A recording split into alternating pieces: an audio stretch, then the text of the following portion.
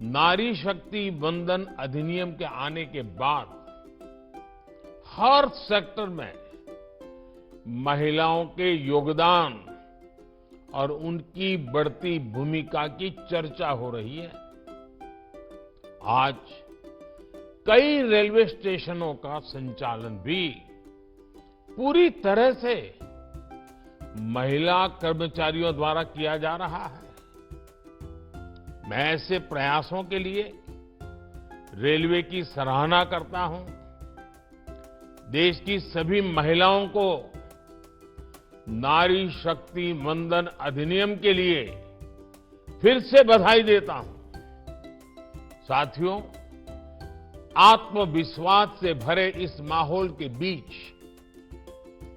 अमृतकाल का भारत अपनी वर्तमान और भविष्य की जरूरतों पर एक साथ काम कर रहा है। इंफ्रास्ट्रक्चर की प्लानिंग से लेकर एग्जीक्यूशन तक में हर स्टेक होल्डर में तालमेल रहे, इसके लिए पीएम गति शक्ति नेशनल मास्टर प्लान बनाया गया है।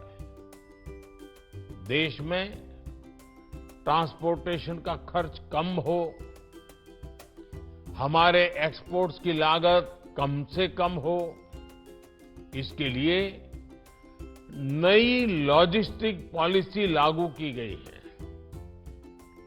देश में ट्रांसपोर्ट का एक माध्यम दूसरे को सपोर्ट करे,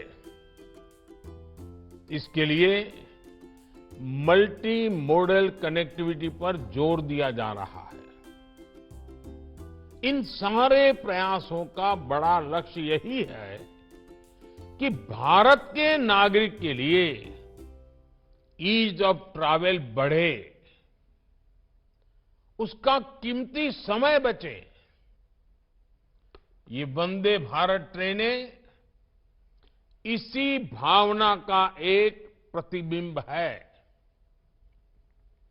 साथियों, भारतीय रेलवे देश के गरीब और मिडिल क्लास की सबसे भरोसेमंद सहयात्री है। हमारे यहां एक दिन में जितने लोग ट्रेन में सफर करते हैं, उतनी तो कई देशों की आबादी भी नहीं है। ये दुर्भाग्य रहा कि पहले भारतीय रेलवे को आधुनिक बनाने पर उतना ध्यान दिया ही नहीं गया। लेकिन अब हमारी सरकार भारतीय रेलवे के कायाकल्प में जुटी है। सरकार ने रेल बजट में अभूतपूर्व बढ़ोतरी की है। 2014 में रेलवे का जितना बजट था, इस साल उससे 8 गुना ज्यादा बजट दिया गया है। रेल लाइनों का दोहरीकरण हो, बिजलीकरण हो, नई ट्रेनों को चलाना हो,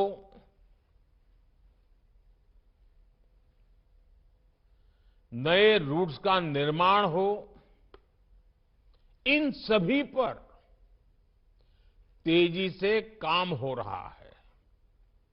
साथियों, भारतीय रेल में यात्रियों के लिए अगर ट्रेन चलता फिरता घर होती है, तो हमारे रेलवे स्टेशन भी उनके अस्थायी घर जैसे ही होते हैं। आप और हम जानते हैं कि हमारे यहां हजारों रेलवे स्टेशन ऐसे हैं जो गुलामी के काल के हैं, जिनमें आजादी के 75 साल बाद भी बहुत बदलाव नहीं आया था। विकसित होते भारत को अब अपने रेलवे स्टेशनों को भी आधुनिक बनाना